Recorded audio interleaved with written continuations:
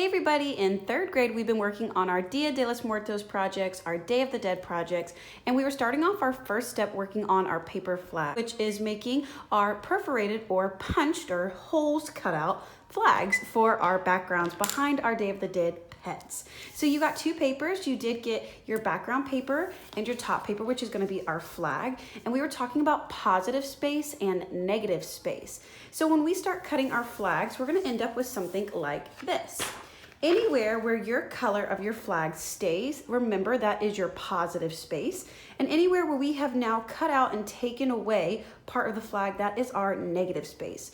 Right now, my negative space is taking on whatever color is behind it. So my countertop has this marbled effect on it. So anywhere that I move my flag, it is marbled. But we are going to be putting our flags on top of colored backgrounds, and this is going to change their color. So right now, my positive space is orange and my negative space is blue. So depending on what color you picked for your flag and what color you picked for your background, that will alter the colors of your positive and negative space. But remember, any part of our flag, positive space, anywhere we see those cutout spots, negative space. So how do we make this? It's pretty easy. To start off with, you always want to make sure on your two papers you have your names on them. So what I would do for my first one, in my background paper, right in the center, write your name, your teacher's name, your seat color number. Hold off on writing your name on this one for just a second longer, because what we need to do first is we're going to be folding in half like a long skinny card. Some people call this hot dog. I like to call it folding in half, tall like a tower, since our picture is turned, or our paper is turned portrait. So I fold in half, I crease the edge, and then once I have it folded in half like this, I'm gonna go ahead and write my name at the top, but not right at the tip top. I'm gonna leave about a finger space, and I'm gonna put my name right underneath that. So I wrote Mrs. S because this is my name, leaving a little bit of space. Why did I leave a little bit of space? We are going to create some interesting designs along the edges, but we don't want to cut off too much of our flag. If we cut too much off, it's going to be hard to fit shapes on there. So I'm going to start along the top edge, right above my name. I might want to put a simple zigzag, not cutting off too much of my paper. I'm going to go ahead and make a stack of my scraps. I'm going to do the same thing on the bottom. Again, not cutting off too much. Add to my scraps. And then we're gonna do our long side, the side that opens like a book. We don't wanna do our creased side. So if you can't open it, that's the side you don't wanna cut on. The side that we can open, we're cutting that side. So again, I'm not gonna go too close. I left a little bit of space over here with my name as well. So when I are too far, we wanna stick close to the edges, going all the way. So now I have a waved side. All my scraps, I'm gonna put those again just in a pile off to the side. I'll be adding in some more in just a minute. So you have now, when you open up your paper flag, more interesting borders, no longer just straight flat borders. The next thing is we're gonna add some shapes that are gonna go inside of the flag, and it's going to be a symmetric design. This crease that you have created is your line of symmetry, and we're gonna create shapes that are equally matched on both sides. Symmetric meaning they match up. Here's how. Fold your flag back, crease it again, look for that creased edge. Go ahead and turn that so that's facing your stomach. My stomach right here, I'm pointed towards it. This is gonna be easier for me to draw than having it turned tall. I'm gonna create 4 shapes, but I'm gonna leave space at the ends and space between each shape. So I'm gonna leave like a finger space, not too much. I might start my first shape as a half circle or an oval. Leave a little space. I'm gonna do a larger triangle. Leave a little space. Let's create a fun, interesting, wiggly shape. Leave a little space, and let's finish it off with a box. I still have space on the ends. I have space between each of my 4 shapes. My shapes can be larger. If you're going to draw them tall and large, you'd never want to go all the way to the end. Always have some space up here. So now that I have my 4 shapes, while it is still folded, on that folded edge, that is where I will cut, and I will be adding my scraps to my scrap pile. I am creating negative space now because I'm cutting and removing pieces from my flag. Anywhere the paper is staying, that's my positive space. Anywhere where I'm cutting and removing those pieces, that is my negative space. So now, when I've cut all 4 of my shapes and I open up my flag, I have a symmetric design. My line of symmetry and the shapes are matching on both sides. But I still have some of this empty space throughout here, so I'm ready to add in some more shapes. The way that I like to do this is I now take my flag open, and I'm gonna fold it in half this time, hamburger, or like I have it turned tall like a portrait. I'm gonna crease it in half just one more time. You might have to fight that little piece in the middle, but that's okay. Match it up as best you can to the top. Come down here, see how this part's kind of pinching a little bit. I'm just gonna carefully wiggle my fingers along until I get it to go in half. And now it's folded in half. This is important because I need to be checking my two sides. Which side has my largest shape along my folded edge? I have this very large diamond on this side, and then over here I have this like wiggly shape. I can see that my diamond goes out a little bit further on this side. I'm closer to my edges. I need to be on this side so I know where I can create some more shapes where I won't cut through and accidentally cut into my larger shapes or my smaller shapes. So I'm going to put, let's do some tall, skinny rectangles, not going all the way to the end, leaving some space. Do the same thing over here. Going to keep it folded. Going to use my scissors. Cut, cut. Best as I can on the lines. If I'm a little off, it's okay. Cut, cut, cut. Add to my scrap pile. Now when I open it up, I have more designs on the inside. It's like creating a snowflake. So at this time, this is kind of where I like to leave it. I don't want to get too crazy with my big cut shapes because we are going to get a hole puncher next, and we can add in some hole punches to our papers. Now we're not trying to make it look like Swiss cheese. We do want to be strategic in where we place our holes. So I'm going to save some of these open spaces for my holes for my hole puncher. So each table will share roughly, I think I can give 2 hole punchers per table. So when you are done, you will pass it to your shoulder partner. So I'm going to go ahead and grab my hole puncher, and we are going to create some holes. Now I want you to think of your hole puncher like an alligator's mouth. This is the top of the mouth. How do I know that's the top? Because he's got one big tooth hanging from the top. This piece sticking out is his tongue. So I have tooth, tongue. It's important to remember when using your hole puncher to have your tooth along the top. Look for that tongue because your paper is going to slide under the tongue. If you put it on top of the tongue, it will still hole punch, but it's gonna be awkward to wiggle your paper out. Your hole puncher may have a little tray underneath to catch your hole punches. Sometimes they do fall off, and that's okay. If it falls off, no big deal. All that means is when you go to punch your holes, that they will come out from the tray and land on the table. Is that okay? Yep, we can add these to our scrap pile. We'll throw them away later. So I'm gonna go ahead and add a couple of holes to my empty spaces. There we go. I am happy with my holes in my flag. I did more at the top than I did the bottom, and that's okay. I still have lots of space for glue because we are going to need to glue our picture to our background. Before we get out glue, make sure you've collected all of your scraps. They need to go to the trash can. Clear your space so you are not having too much around you, too much clutter while you're working.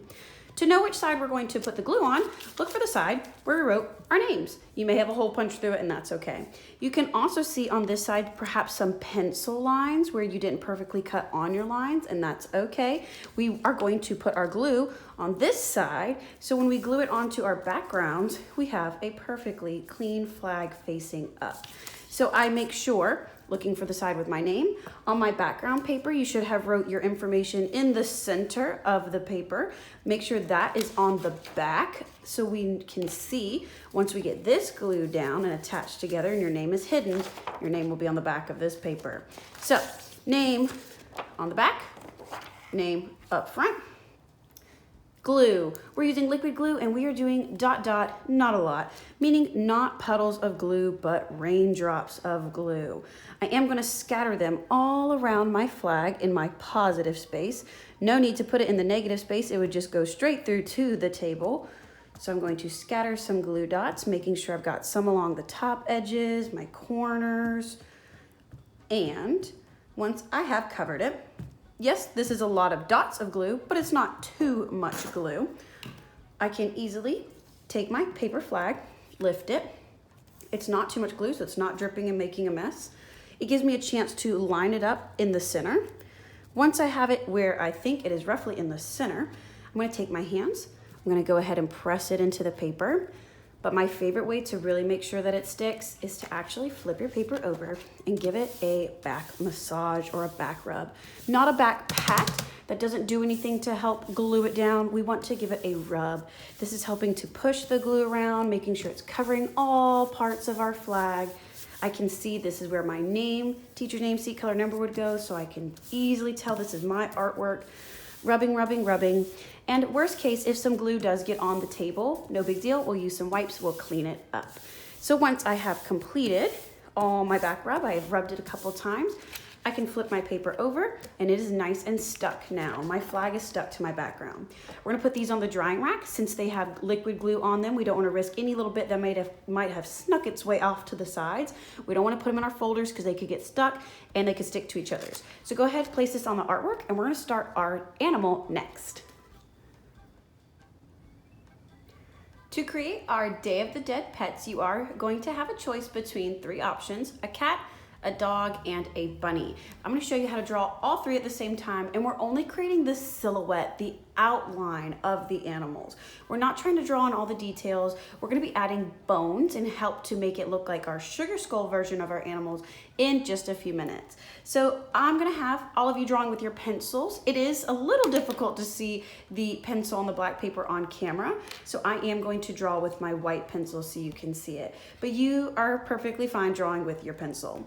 So for the cat and the dog, we can put our heads a little closer to the top of the paper, but for the bunny, we need it to be more in the middle since we need room for those tall ears.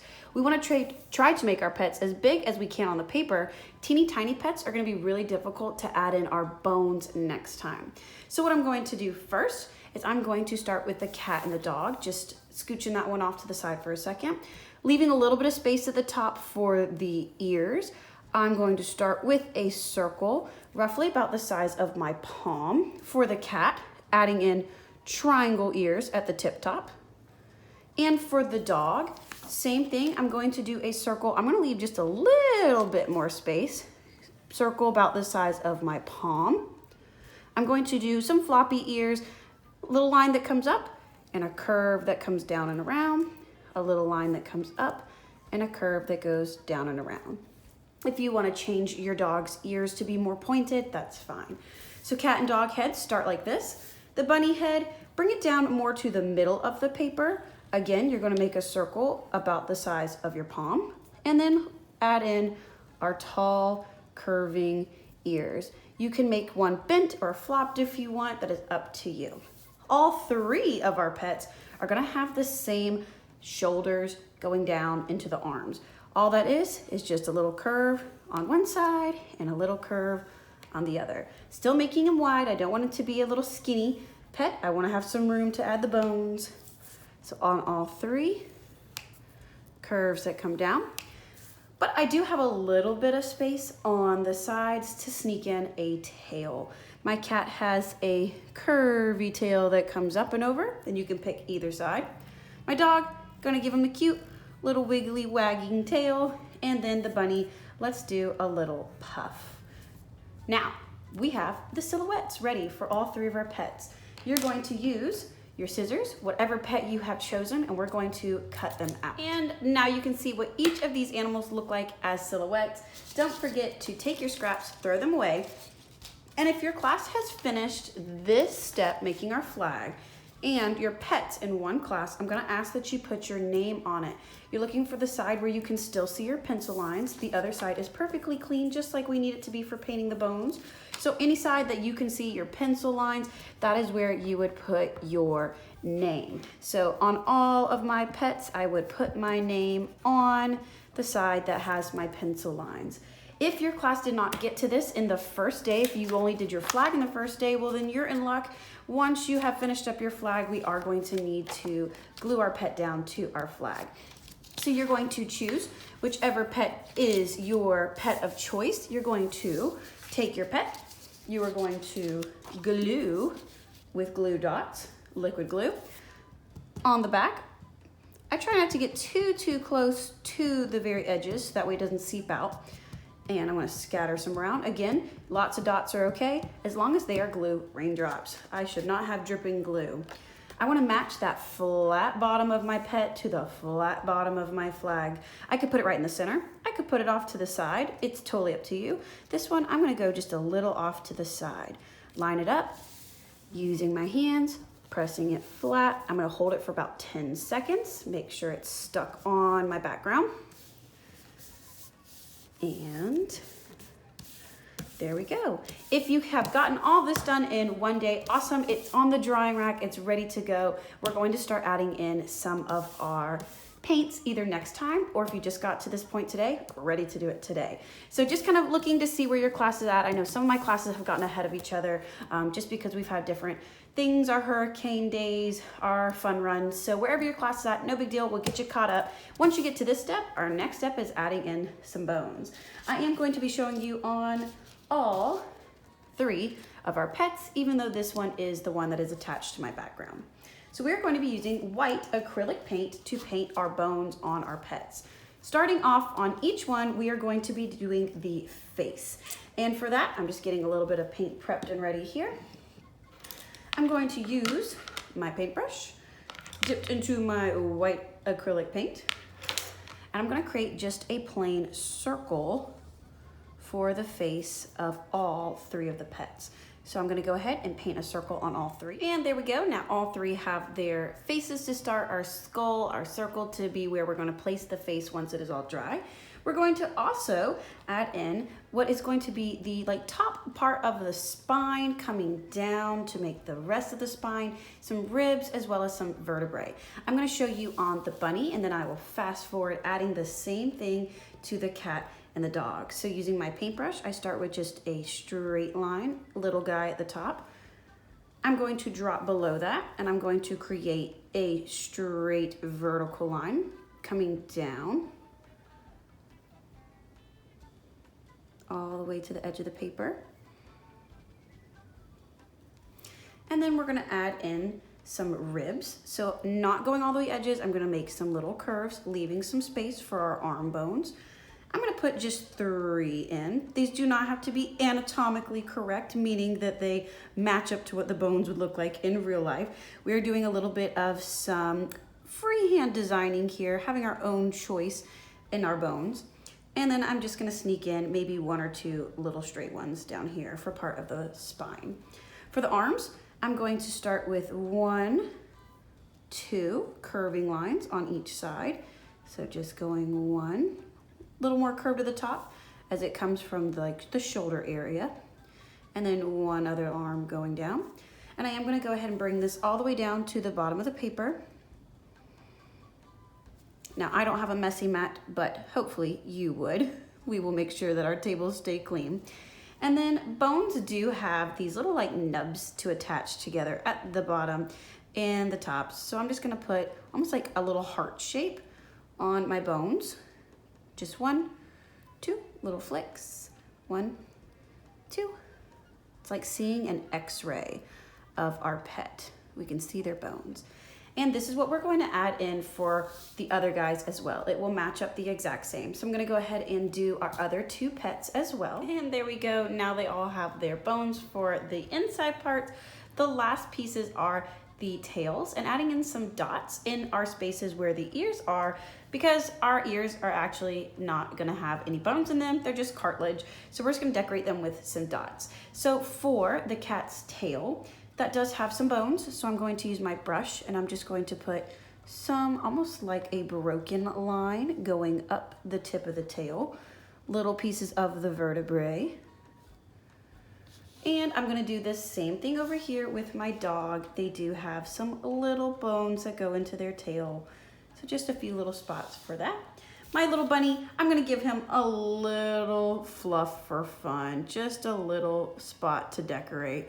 And for our ears, I'm gonna take the back side of my brush. I'm going to use my backside to gather the paint on my brush, and I'm going to do dots. I'm just gonna go right along the edges, creating a little polka dot all the way around, and I can go back and fill in my dots if I need to. I'm going to do this on both of my bunny's ears. Just getting some dots going. And And I'm gonna do the same thing on the cat and the dog's ears. There we go. Now our animals need to fully dry before we can decorate them. So this is gonna be where we need to stop. So if you have your bunny attached to your flag or your cat or your dog, no matter what you've chosen, it needs to go on the drying rack. We need to let this acrylic paint completely dry. And then we're gonna go back in with some markers and add in our final touches. So next class, we will jump right into that. All right, so this is probably our next class when our animals have completely dried. We're ready to start adding in some decorations. The first thing is we're gonna be using some Sharpies to start off the faces. All of our pets are going to have black for the eyes. So I'm going to draw in some circles that we will be coloring in, as well as doing some details for our faces. For the bunny, I like to do a little upside down triangle, as well as the little curves that come out to the side and some whiskers. Very similar for our cat. I am going to do the same thing, starting with the ovals for the eyes. For the nose, I like to do my upside down triangle and then some little curves along with our whiskers. And then for the dog, same thing, starting with our circles, ovals for the eyes. I do like to do a more rounded nose. And again, if you like to change this up, as always, you're welcome to do it. And then I like to put the little curves for the mouth, maybe even the little detail underneath and some spots. Now, I want to also make sure that I am coloring in the eyes. And now, using some sugar skull inspiration, we are going to use markers to decorate our animals to look like sugar skulls. So I'm going to go ahead, decorate my 3 pets. And look at how fun these animals look now. Our Day of the Dead pets, now they are covered in some patterns and designs. Big thing to remember is you don't have to color in all the white space. We do still want to make sure that we see that these are bones. So I only added in some patterns. I didn't scribble scrabble. A few parts I did color solid, but not every part. So make sure you are leaving some white space, taking your time to make sure these look neat and clean. You can also use your markers to add in some decorations in our negative space on our paper. Perhaps you also want to put a few little decorations and designs as well on your flag. Now we don't want to scribble scrabble. We don't want to overwhelm it with too much pattern. We do want our focus, our emphasis to be on our Day of the Dead pet. So I'm just going to scatter a little bit along the edges of my paper, as well as in some of my negative spaces, and maybe just stick to a very simple little design on the flag. Same thing using my markers. I'm gonna go ahead and work on finishing this up. And there we go, our final picture. It is complete. We have added in a little bit of some pattern into our background. Again, not scribble scrabbling, taking our time to really make sure that our patterns look neat and clean. And how beautiful are these now that they are finished? Whether you have a bunny, a dog, or a cat on your picture, they're going to turn out so cool. I hope you guys enjoy finishing up these projects. We're going to just assess wherever your class left off with me last time, get finished up with these, and we'll be moving on to our next project soon. I'll see you guys next time.